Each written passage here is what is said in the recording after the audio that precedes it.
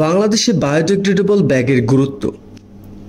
আমরা অনেকেই জানি পলিথিন ব্যাগ পরিবেশের জন্য কতটা ক্ষতিকর, কিন্তু তারপরেও প্রতিদিন আমরা পলিথিন ব্যাগ ব্যবহার করছি। বাজার থেকে শুরু করে মুদি দোকান, খাবারের হোটেল, রেস্টুরেন্ট কিংবা ফার্মেসি, প্রায় সব জায়গাতেই এখনও পলিথিন চলছে আগের মতোই।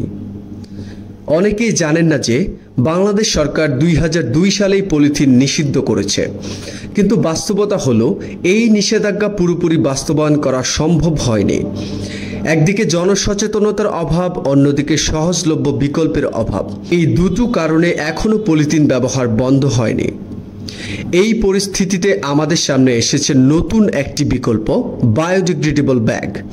এটি এমন এক ধরনের ব্যাগ যেটি ব্যবহারের পর স্বাভাবিক পরিবেশে কিছুদিনের মধ্যেই নিজে থেকে মাটিতে মিশে যায়।